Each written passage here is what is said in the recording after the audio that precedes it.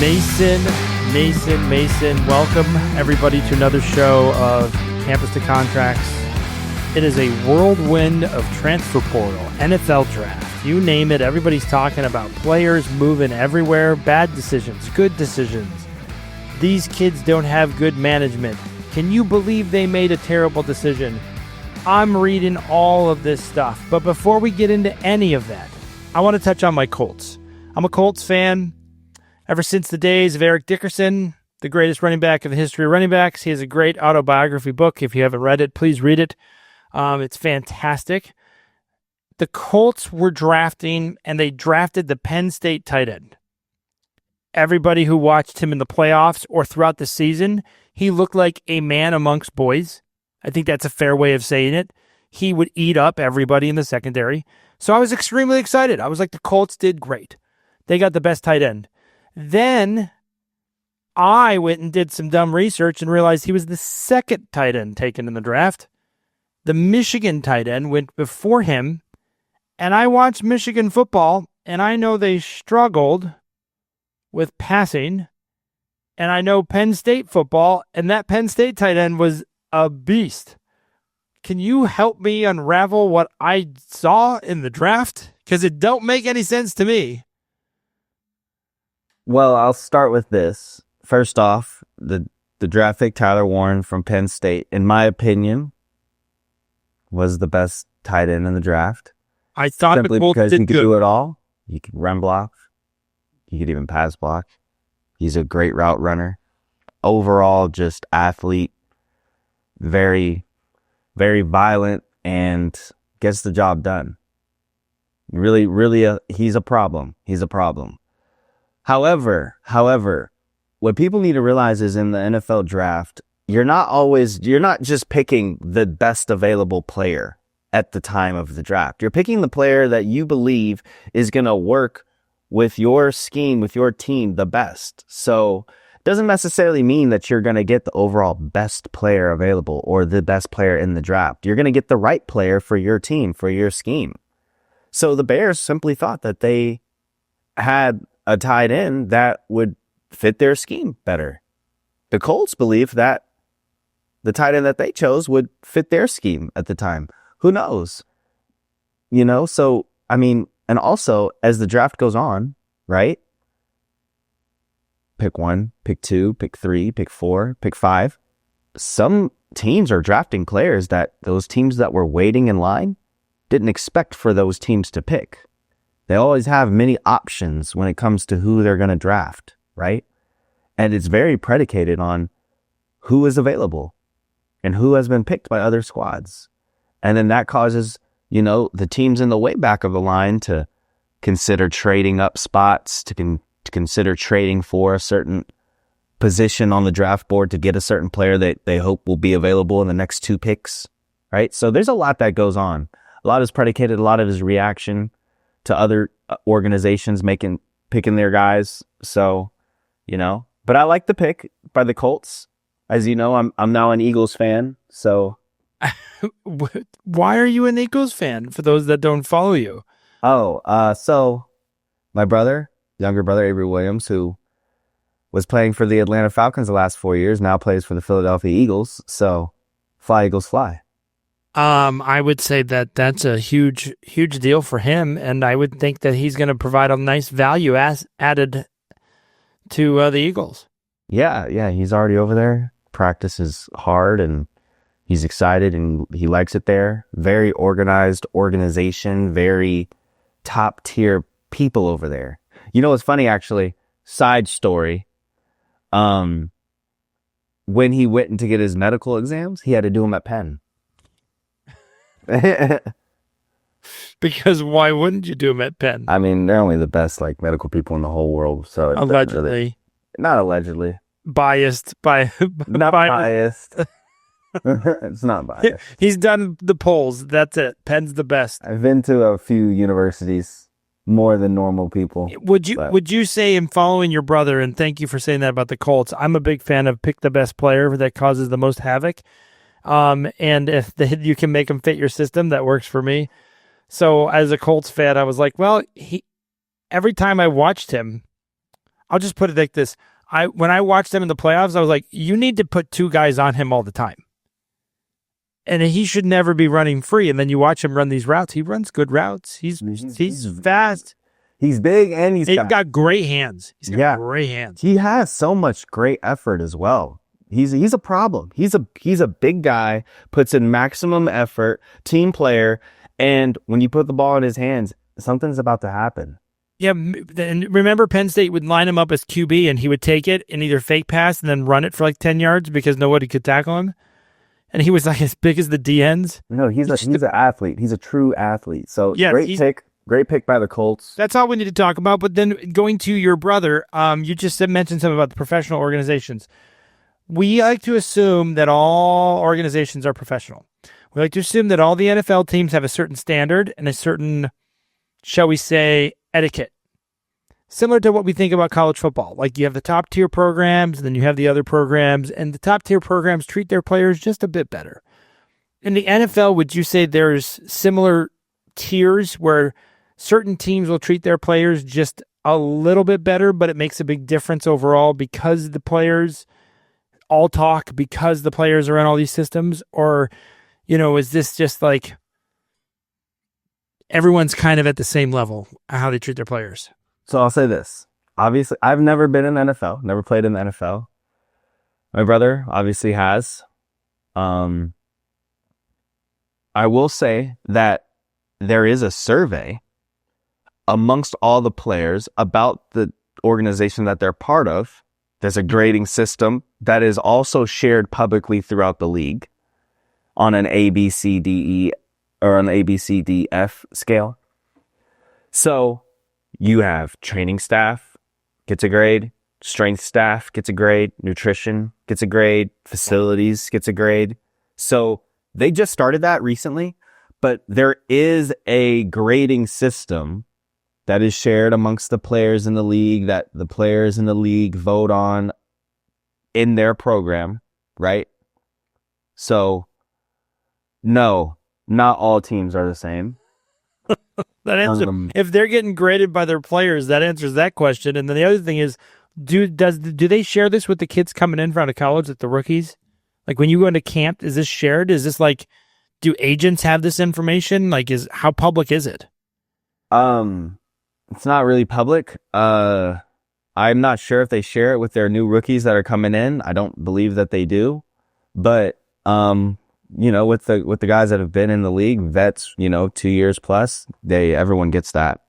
But not every team is the same. That has been made very clear to me. There are teams that get ranked. There are literally people lose their jobs over these grades. Like a strength staff could lose their job if they're graded a D or an F. A nutritionist can lose their job if they're graded a D and an F. The owners need to up their facilities if it's graded a D or an F. Because, there's players on those teams that also provide those perspectives of being at other organizations or what they expect over time to get better. And then also, you have to realize they're coming from college. And most of these players in the NFL were not paid in college. Yes, that's true. And now it's changed.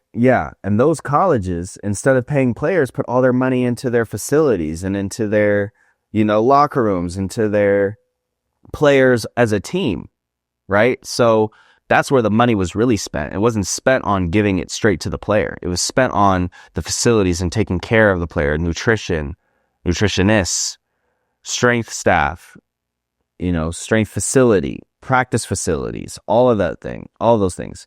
Oftentimes you had players that in college had better locker rooms than the locker rooms that they had in the pros, right? Like, oh, absolutely. It's a lot of crazy things. And people are like, well, how is that possible? They pay players $1 million.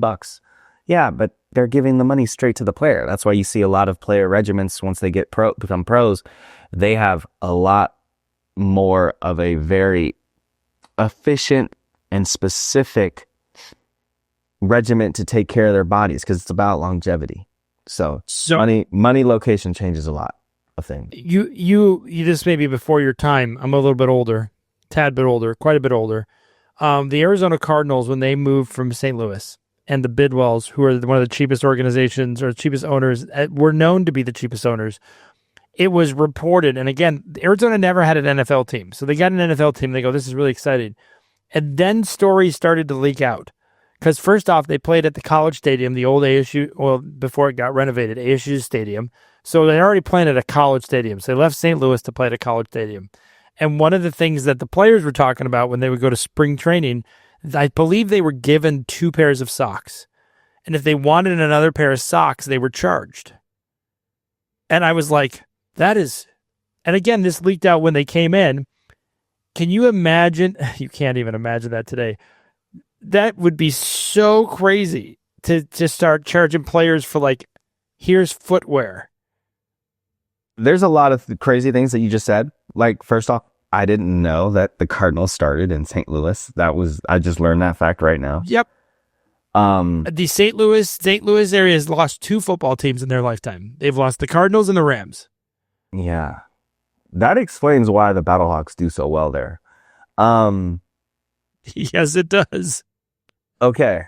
That's a lot to digest. Now, the whole 2 sock thing? Absolutely, that would be crazy work in today's world. Charging a player for socks is outstanding. I could not imagine that. I will say this. When I first got to Penn, though, I think they only gave us like 2 pairs of gloves for the season or something ridiculous like that. Obviously, I wasn't going for that, but it was outrageous. Like, but again, this is before they even had gloves, right? They didn't. This is like way back in the day when everybody was like killing each other, and I just remembered that story. And because a player was like, "I'll take a couple more pairs of these socks," and they go, "Well, that'll come out of your check." Like that, I was like, "That's a real thing that they could do to players," and they absolutely did it. So those were contract terms and conditions. And to your point about a business, it was a business.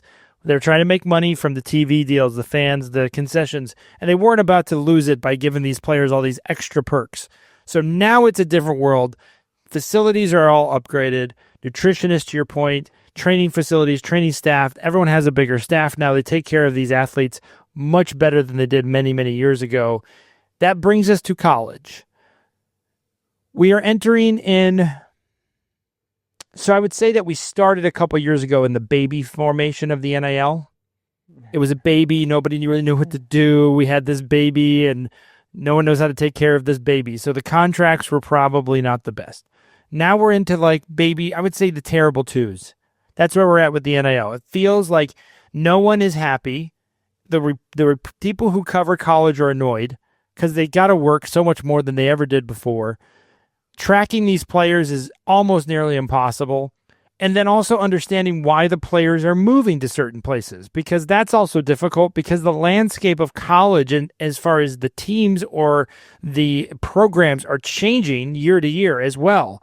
So like, for instance, Andrew Luck is on the practice field at Stanford.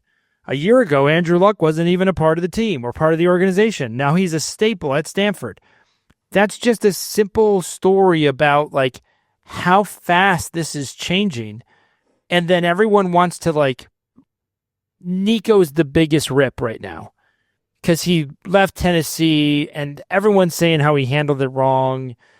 You know, I have a big problem with that as somebody who's older and dealt with contracts to criticize a kid. He's a kid. I know he's an adult, but he's a kid. And when he got the deal, he was like 16. And it was one of the first deals ever, and I'm sure he was through the moon, and now he's trying to do what's best for him and his family. I never fault that, and I struggle with the loads of criticism they're giving this kid.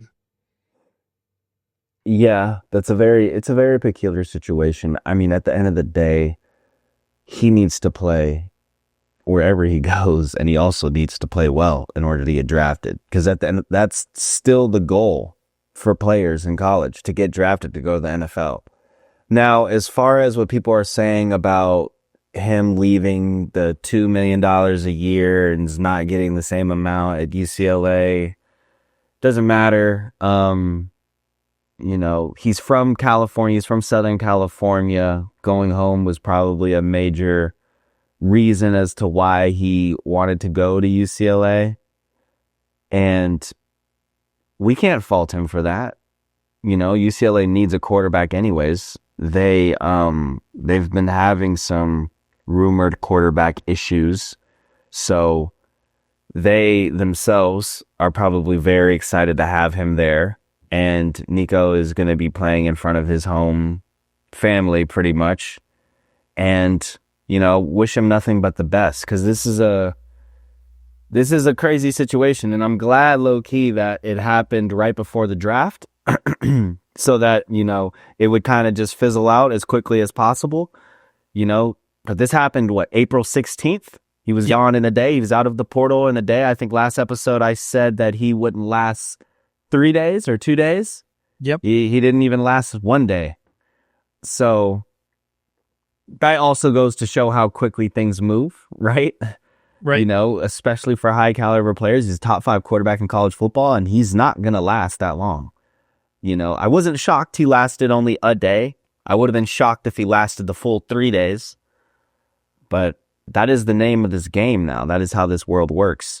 You're not going to be in that portal for long. I'm sure once he put his name in officially, teams were hitting him up trying to get him to visit left and right. But, you know, he already had his decision kind of made very quickly.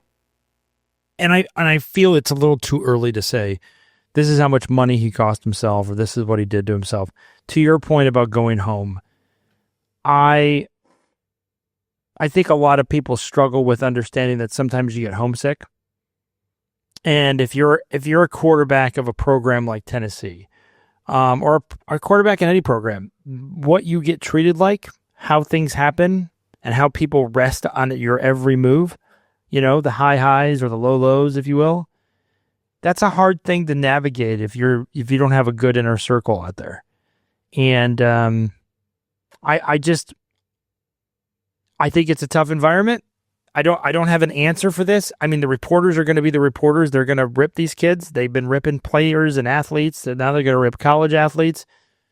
I wish him a great season at UCLA. I think that'd be wonderful, and then he can enter the draft or do what he likes. I know how many people at Tennessee? I mean, hundreds of thousands of Tennessee fans that can't wait for him to not do well. So they're going to be cheering for him to not be successful, at the same time hoping that their team can still make the playoffs again, which is going to be a tall order. Because it's hard to make the playoffs. It is. It is hard to make the playoffs, and I don't know who their quarterback is. Haven't been able to pay much attention to the entire transfer portal situations, as I've been dealing with my own situations. But we will see. So diving into that, so why don't you just walk us through the last couple weeks? I know you haven't been available as much. So let me just say, let's look at your last week. Right now we're filming on a Friday. We're about to enter the weekend. Most people are like, oh, I just put in my 40-hour work week. Oh, it was so hard. I'm so tired. These kids are annoying. I just can't wait to sit down and relax. What's been your week this last 7 days? So, very interesting enough. So the transfer portal, right? A lot of people may not understand the rules of the portal and how that works. So to break that down, the transfer portal window, which this window was from April 16th to April 25th, which is today, that's when the player's allowed to put their name in the portal. That doesn't mean that you can't transfer. It's just your ability to put your name in the portal. Right? So for the most part, for most of my time, I get approached by a lot of families, players, coaches about different things. From the players and families, it's, hey, I'm in the portal, or hey, I'm thinking about getting in the portal. And when you're in the portal, you know, the conversation usually ends up like, okay, so what's your situation? You want to obviously hire me as your agent and help you navigate this entire economy of transfer portal and everything that goes on with that. Your NIL deals, your collective deals, whatever the case may be. Okay, do you have offers already? What's your situation? What was it like at your previous school or schools? what are you looking for? Where do you want to go? Blah, blah, blah. I get their information. I check out their film. I see what can happen. I already know some of the needs of some of the other colleges that I'm very familiar with, some of the needs of some of the colleges I'm not too familiar with.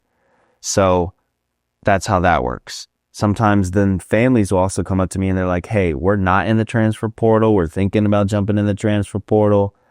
And then I go through the same pretty much checklist of how are you doing there currently? What's your role? Like, what are you doing? What do you want? If you were to jump in the transfer portal, what's your plan? You get both sides. So you get kids that are already in it and kids that are thinking about it, or families or groups that are thinking about it. How often, rough estimate, would you say, if let's just divide this up, the people that are thinking about it, how often do you end up encouraging them to move into the portal? Are you 50-50? Is it higher than that? Is it lower than that? Because these are preliminary conversations and they're very late in the game if they're calling you now. In all reality, they should be calling you opened. Yeah. They should be calling you like a month or two ago or three. So there's a couple things that go on, right? A lot of them end up just finishing their spring ball, and that gives them that reality check of, hey, I might be playing in the fall or I might not be playing in the fall. Yep. You also got to realize too, once the transfer portal opens, the same university you're at is probably looking for your replacement as well at the same time. So for me, I'm a 75%. If you're already thinking about transferring, most likely you should transfer. Oh, so in my opinion. So based on what your gut is telling you, you're almost inclined to say you should follow what your gut's telling you. If you're going to call me, if you're somehow going to get my number or someone reach out to me on your behalf, then you should probably already be considering transferring. And you should probably rely on me telling you you shouldn't rather than you should. You're in a bad spot if my call to you is, I don't think you should. And I'm like, but are you sure? I really feel I should. So a lot of these people are already on that edge. So then they go into... They're on the edge. Now, here's the thing. Yep. This past season, I've ran into a numerous amount of players where they've contacted me, found someone to reach out to me, to contact me, to have these conversations, and then they don't jump in the transfer portal. Now that is something I'm like, you kind of did a lot of work here and you were considering something that, and for all those players, I think that they should have left. That's almost like, this is like real estate gone bad. You know how the real estate agent gets all these calls? Oh, let's look at these houses, and they don't buy a house. Yeah, but I don't mind. I don't mind that. I don't mind that because eventually, I'm not going to say that I'm right, but the reasons that most people contact me and they consider jumping in the transfer portal are very valid reasons.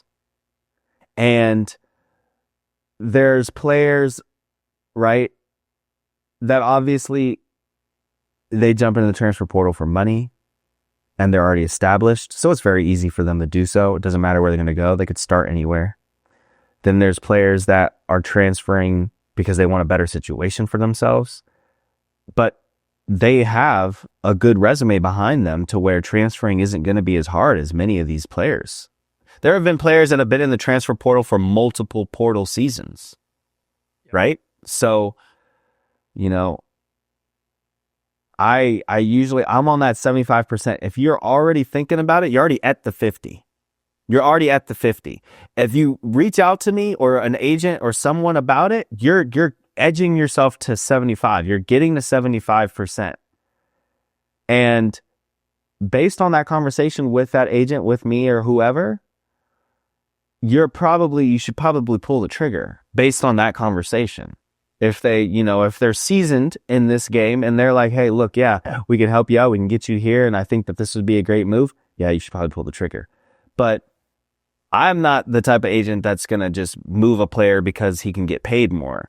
I have a professional license, so I would ideally want to make sure that that person can at least, be at a spot where they can play and I can hopefully represent them for their NFL career. So I want them to be in the best position possible for them to play. I want them to play. So I think that really helps to your credibility, but it also helps to you giving them the honest kind of prediction of what they see in the future. And I think it also, what you're saying, if you're making that call, to your point, there's a lot of reasons for that. You're not making the call because you're thinking about it, or you're kind of in, you're kind of out. You've weighed your options. When you reach out to Mason, you get a hold of Mason. Things are really moving and grooving.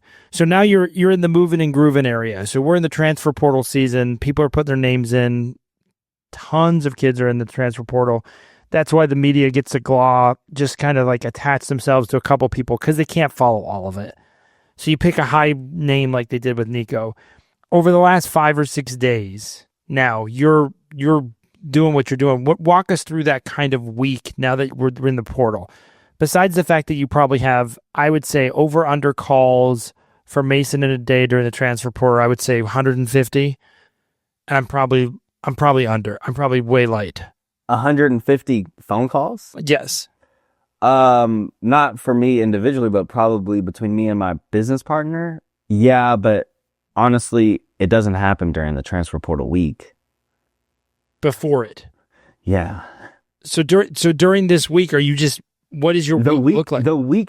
So ideally, the week is just solidifying everything. The week is for, it's just. You're going from school A to school B. Yeah. We're getting you into school B. It's a formality. The transfer portal week should be a formality.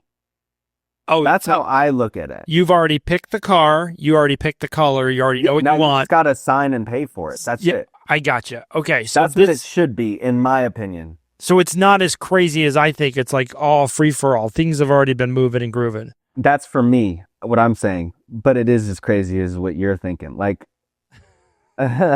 which again, what people don't understand is if you read stories about the transfer portal, you focus on 1 or 2 kids. There's so many kids, and then you multiply that. It's not just football, everybody. Like, I follow hockey. Right now, hockey's in the transfer portal. All the kids are entering that, and they're signing with other schools. Right now, that's happening, back and forth. Yeah. All these kids are going. So, like, all of these programs are dealing with it. All these coaching staffs. That's why when you said they need a good GM, they're not kidding. How many kids are fielded on a football program at an NCAA good program? I tell you, I get the most important calls during the week because some of them are friends that are at organizations that are asking me, how do I defend against this? What are some tactics I should use to keep my players?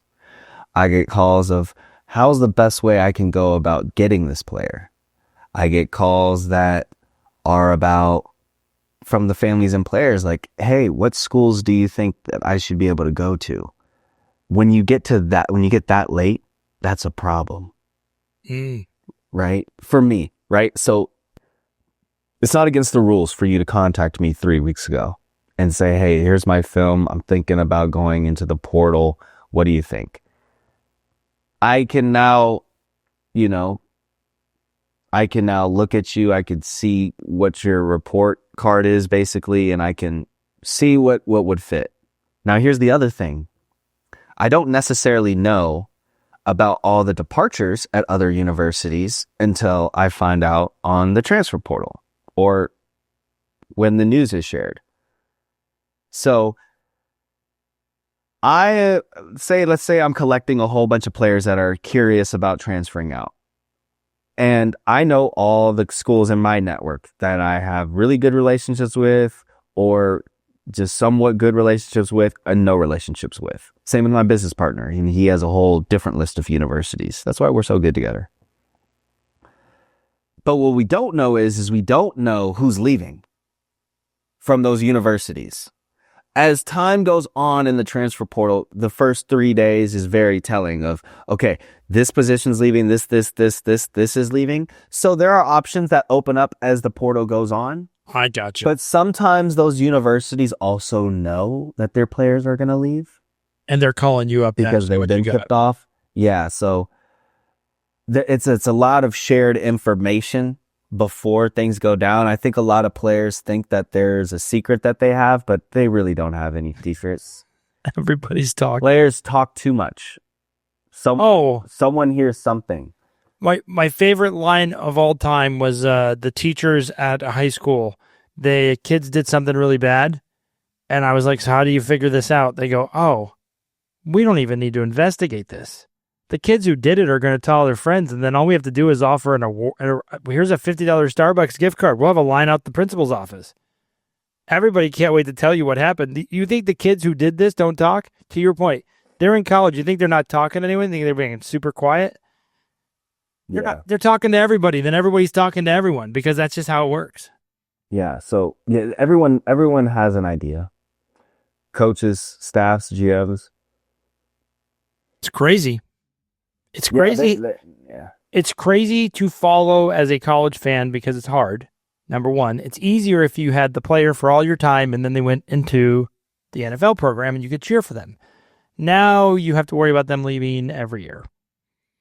So guess what? To your point, the coaches that are calling and say, how do I keep them? How do I keep the talent together? How do I keep it all together? Because it's an interesting time, but this is the time we're in. We're in a better time than we were when we first started on the NIL deals. I think everyone would agree with that. I think everyone's gotten a lot smarter. Some schools are a little behind the eight ball still, and they were still behind other schools. Yeah. So there's some schools that legitimately are well-oiled machines, and they know how to do this. And that's why they're just better. It's a minute amount, though. It's a very small amount of universities that are pros at this. Very small amount. Which is crazy because you would think more schools would be jumping in on how to get this done. Even a lot of schools with money, they're not well oiled at this process. There's a few schools that I look at that are like, okay, they understand this game and they're winning. From a financial standpoint, from how to get a player standpoint, from how to convince guys to come to their school standpoint. Right. Does that mean they're going to win? No. But it definitely gives them the best opportunity to win. Definitely gives them the best opportunity to get the players that they want, right? Then you have the smaller, low-budget schools that still rely on old-fashioned recruiting that, have to figure out how to get players in. And what really helps them right now is that most players don't know the market. That's what helps them. Players don't know their own market. Not like in the NFL. In the NFL, everything is public. The players know their market. In college, it's not public. Interesting. You can't just Google what a salary of a player is if they're not a super high profile player. If it's, the starting running back from whatever university, he's the starter, but you don't know how much money he's making, probably. So interesting. I didn't think about that aspect, but they don't know the market. You're right. There isn't a tracker of the college payments to these players because there's and then the NCAA just approved, I think, to get people paid. There's the NIL deals, but there's all these extras as well. There's the scholarships. There's the perks to the scholarships. They're what they give out A, B, and C. There's so many different layers to this. You can't just put it up on a piece of paper and say, this is the value. This is what it looks like, because that's just not how it works in the NFL or in baseball or in all these major league sports deals. You see the caps, you see what everyone makes, you see the signing bonuses, you see what it is, and so you can say, I deserve this or I deserve that. Also, here's the thing too. There is no salary cap, and the market is very different than the NFL market. It's based on how much that individual school has and what they value those players at, right? So every team has its own different pay scale, has its own different internal market. The funny thing is that what I run into a lot is I'll run into a player who I have an overall, catch market number for, and they're nowhere near that. They're oftentimes very, very below that. And then I'll talk to a university that has a number for that player, and that kid has no idea the type of upgrade they would get. Really? Right? No idea. And I've already ran into this where the kid was still scared to leave. Now, in my defense, he should have left. And it's not because of the money. It was because of the playing time. But he not only was going to get more playing time, go to a bigger school, and get paid more, but hey, those are things that I know. Those are things that I know being in the middle of a player who, I signed one of their siblings, so that's how I know the player. But also a university that I'm really close with that values the players that I bring to them. It's interesting the way you're laying this out, because I think I try to go back to my 18-year-old self. And if I'm sitting in a room with you, what you're telling me is like, do I believe and trust this person to be telling me the truth? That's number one. Yeah. Do you trust the people that are around you? And then the other thing is being 18 and having the opportunity that you have, and you don't want to lose it, and you feel like you know what's going on, and you feel like you're getting a little better at the school, and maybe you don't want to leave, and you're fighting yourself. It really goes against your instincts to hop around a lot.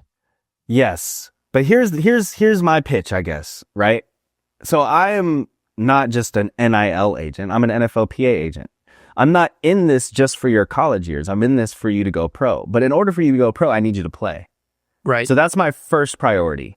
Now, the fastest way I know how to make sure you play is to get you paid more than everyone else. Because then... It's basic economics. I agree with that wholeheartedly. Yes, basic economics. Your highest paid employee, you're going to give them the most work. Exactly. Right? Should be. You should be. And you're going to give him the most chances to fail as well. Yeah, you want him to sink or swim, because if he sinks, you don't have to pay him that much money. And if he swims, then your company... Well, in my case, if he sinks, you're still going to be paying him all of that. Just so you know. True, for a season. No, while he's on that campus, sir. Fair enough. I think that's the hard part, is that, again, I go back. I think the biggest thing is you really have to trust the people that you're around, and you really have to trust the people that you bring into your camp.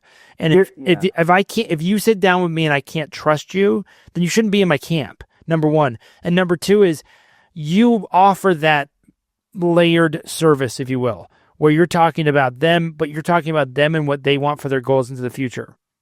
But if they don't want that future, then that's fine, because guess what? You have plenty of kids that are going to want that future. Absolutely. Absolutely. There's a couple different angles here too, though, right? There's a player that the university wants, and then there's a university that the player wants. Then there's layers upon layers for that.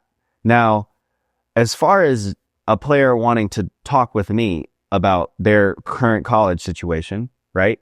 What's the difference between a player and I having preliminary talks about representation in college versus that same conversation I have before you go pro? I'm still a stranger. True. The only difference is that it's a little earlier. That's what I say to even the high school kids. There's no difference between the conversation I'm having with a high school kid and a junior in college who's trying to go pro, or a senior in college that's trying to go pro. It's the same conversation. But the fact of the matter is it earlier? Don't you find it fascinating that the college coaches did such a good job of getting these kids to commit to a program before any payments were made, before anything was going out? These college coaches had them committed to, I believe in this system, and I believe you're going to get me to the next level. And those college coaches, the majority of the time, we're looking out for them to get a championship, for them to get paid, for them to move on to the next level. The majority of college coaches are not where they want to be when they end their career. That's just the reality. Yes, but they also, their pitch obviously gives them a lot more stability. Like, they could promise you an education, an alumni status, housing, a new city to live in. It's a lot more than, just paperwork. A lot of times those universities back then sold you more on the university than on the coach himself. Now it's like, hey, look, you come here, I'm going to give you some money, and I'm going to train you to be the best player you can be so you can go to the NFL. There's nothing else to it. That's all that matters. I don't know why universities still try to give the whole, we have the highest GPA in the conf. No one cares. No one cares, dude. Stop. Let it go. No one pays attention to that part. The whole alumni thing doesn't matter. It's just no. I don't think there's any more. I think Nico was the last top 5 quarterback in college to transfer. No one has stayed at their school. So everybody who's listening, think about that for a minute. Just let that set. This is a pie that's not fully baked in people's brains. You could say that 10 more times, and the true fans are going to say, nope, nope, nope. My players stay. And we all know it's not true. Because that's how quickly they think. They forget how they got this player in. Because you and I both know when you watch these games, they go, here are the players that transferred in. Here are the players that came over. It's crazy to me that we have such short-sighted memories and everyone wants to hate on these kids. And it's like, listen, you just care about your team doing well. You don't care where these kids come from. And what they don't realize is those good players that they had at their university, the guys that pop off as freshmen or sophomores, that university is paying them to stay. Because if they don't, they're leaving. They're leaving. They don't have to stay. He becomes an All-American as a freshman or a sophomore, and he doesn't need to do anything else. He just needs to not get hurt. So for those that imagine you perform great at your job, you listener out there, you had a great year. And every year you get to market yourself in the market, not on LinkedIn, but you could talk to other companies. You're like, this is my performance, this is my portfolio. They're like, man, you really increased all these things. I want you. I'm going to steal you from them. And you do that every year. You would get paid so much money. 6 months. Yeah, you get paid so much. Because again, every company would be like, I want that. I want that. I want that. I want that part of my organization. Yeah. Organizations steal people all the time. If you're not getting stolen, your own organization knows that too. Exactly. So they're not going to tell you how good you're doing. No. Tell you how great you are, because as soon as I do, you're going to either ask me for more money or someone else for more money. The best thing you can do. It's not good for me in either situation. Oh, I think you're about an average. You're an average employee. Yep, you're average. Yeah. Unfortunately, they come out with conference rankings, sir. That's the best part about this. No, the best part about this is that there's universities that hire people to recruit from those conference lists. I see the college landscape getting more and more business. There's going to be more GM, more people in the seats, if you will, more people in the rooms making the calls for the draft picks, all the accountants, all those folks. I see that happening quite a bit, these universities. And I just don't see that changing. I think what you're going to see, and you're correct, more business, but you're going to see more sponsors. You're going to see more. It's just going to operate more like a business because you got to keep the money coming in. You got to find better ways to get money in instead of asking your alums to just start pitching in. You got to operate like a true business. Because no one's staying there the full 4 years anymore. Yeah. They're not investing. You have to continue to fill up the piggy bank because you need to use the money in the piggy bank to get and keep your players. It's an interesting time. And again, the best part about this, in my opinion, the best part that I continue to go for is before we had this, the players got nothing and they had to hopefully get to the NFL. And you're playing a sport, in all reality, you're playing a sport that you could be one play away from not being the player you once were. That's the reality of football.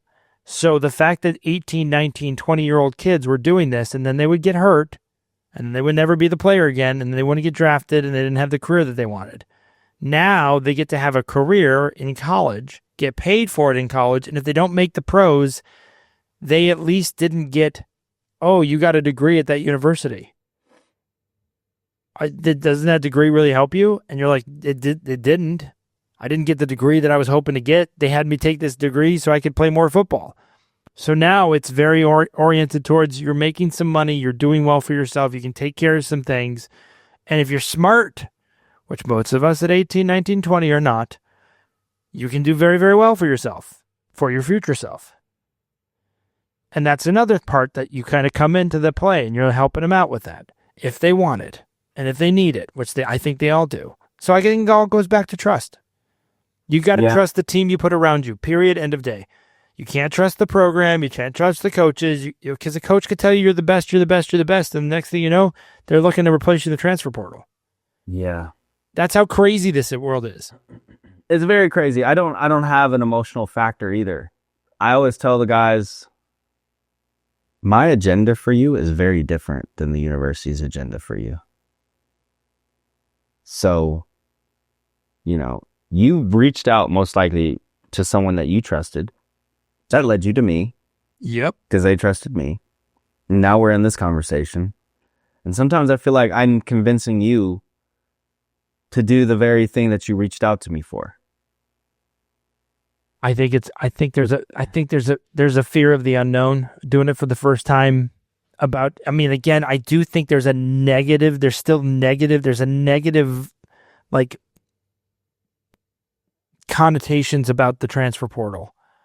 There's like, oh, you're going to do that when it happens all the time. Necessary. I think it's so necessary.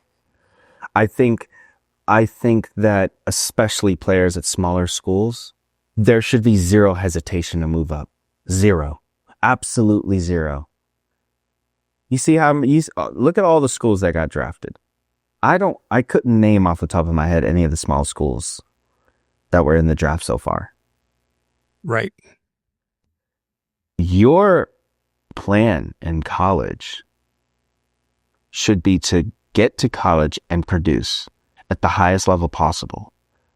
If that means for you to start small, then do that and play your way up, because you can transfer every semester you need to. Crazy. There's no rules against it. I don't disagree with you. I think it's a great thing. You just need someone to help maneuver, because you're not going to be able to do it yourself. You don't know enough people.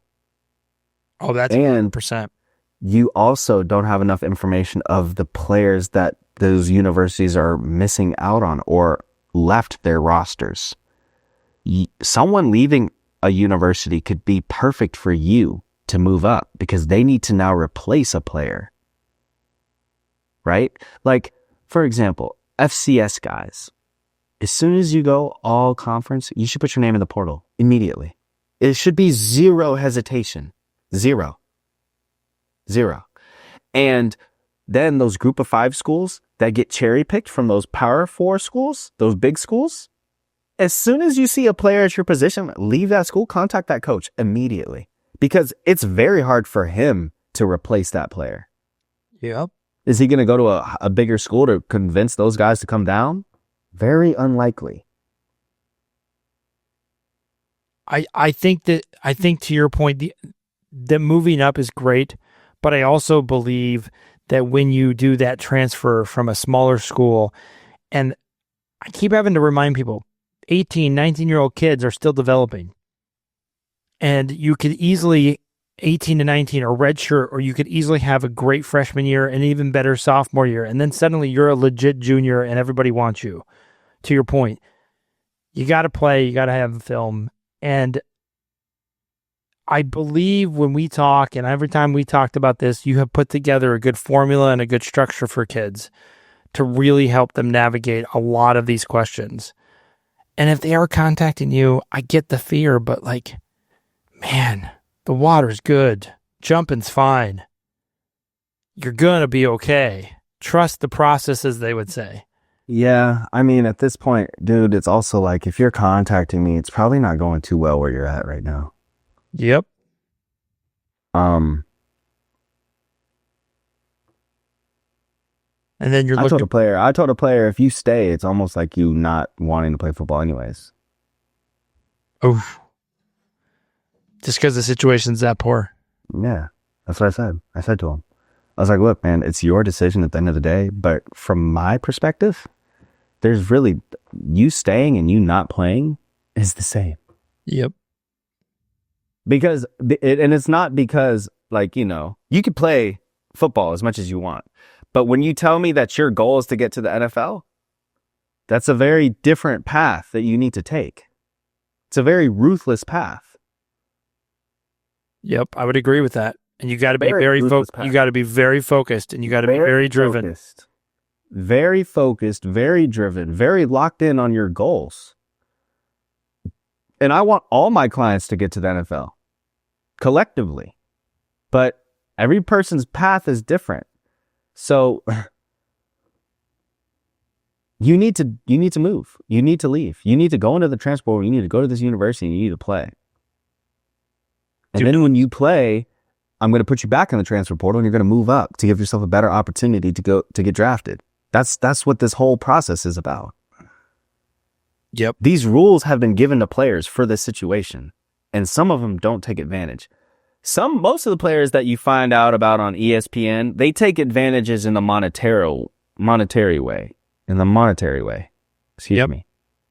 They take advantage of the money, of the perks. But I'm not talking about those players. I'm talking about the players that are in those small schools, mediocre schools, mid-major schools that are good players and consistently can play well if put in the right position, and just need to put them in the right position to consistently play well to get them everything that they deserve, the opportunity that they deserve. And again, money comes to play in this process because the quickest way I can guarantee you playing is making sure you're paid more than everyone else in the room. The very quickest way. Because the money talks and that's just how things work. But before that, I just need to make sure at least you're going to a program that is going to put you in the light, is going to allow you to produce at a high level. So, if I have a guy that needs to transfer every single year, he needs to transfer every single year. I think at the end of the day, what you're really talking about is somewhat of a process, and trusting the process that you can provide, that guidance that you can provide. But it's beyond the guidance. It's also the network. It's also the people. It's also understanding that. Because to your point, if you know about a transfer that occurred and that position is open at one of those bigger universities, you can get your player in that spot before other players even know it happened. Absolutely. This is the part that I think is hard for a kid to understand. Time is of the essence. Knowing people, the networking, these are all things that when you're 18, 19, 20, you don't value, you don't understand. So it's like you can sit there and say, oh, I don't think that that's a big deal. The network that you're around is a huge deal. And it's such a small world. So I can't emphasize enough that when you work with someone of your caliber, and you work with people to that nature, it's only going to benefit you because, again, you're talking about focus, you're talking about long-term. And the other thing I keep harping on with kids, you only have a short window. Your window is not big. And you make a couple missteps, it could be really bad for you. But you know what? You can also recover from it if you have a good team. They can keep you focused. They can keep you on task. They can keep you knowing that, okay, this didn't go the way we wanted, but here's how we're going to recover and it's going to be great. Yeah, so I have so many agent friends in the game, so many agent peers, and just the stories that I have that I've even shared with you off camera, they have the same stories at just a whole different other world, right? A whole different part of it. And, we help each other out. There's information that we have because we have relationships like that to where it's like, hey, this position is needed. We can try to figure this out together. So, I mean, it's an unbelievable amount of information that is exchanged in the background, behind closed doors. Unbelievable amount of information that you find out, even about other universities, from universities. It's a turkey shoot. It's the wild, wild west. And if you don't move quickly, you're gonna miss out. But you have to pull the trigger. You have to roll the dice. And you have to be talking, again, going back earlier, talking to your team before, planning things out, looking at the opportunities and not going, last second, yes or no, flip a coin. Don't do that. Have a plan. Talk to your people. I think the most fascinating part about this is people are so far from understanding what's happening. We try to help them out. We try to give them some insider information, but I just feel the further I get into this, the further every time I talk to people on the street, because I'm a man of the people. I don't hang out in your circles. the majority of people are like, I hate it. And I think they just don't like it because they don't understand it. And they just feel like these kids are taking advantage of the system. And I always go, are they taking advantage of the system, or are they taking advantage of their talent and their opportunity that is a very small window? Because to me, it looks like they're taking advantage of their opportunity and they're taking advantage of the window that they have. And if they do it right, the sky's the limit. If they do it right, they can end up leaving rich and going to get drafted. And who loses on that? The school doesn't lose because the school's happy. The kid doesn't lose, he's happy. Well, again, if the university happy if a player leaves after 3 years? If he wins, they don't care. At the end of the day, you get them in the playoff, they're going to be happy. You perform in the playoffs, they're going to be happy. I would argue that a university wants the player there as long as possible. We're going to see where these contracts go to see if that occurs. As you said, money talks, and money's talking a lot right now. Yeah. So I appreciate your time. I know you're busy. I know you're exhausted. I know you've been going nonstop. I hope you get some good rest. I hope as this continues to whirlwind back and forth, we get more updates as this goes on. I am your host, Brendan, and this is Mason. He is, again, not only an expert, but he is navigating these waters and kind of giving you a little glimpse into that on campus to contracts. If you're a kid looking at opportunities, high school, what have you, please make comments. We'll be happy to respond.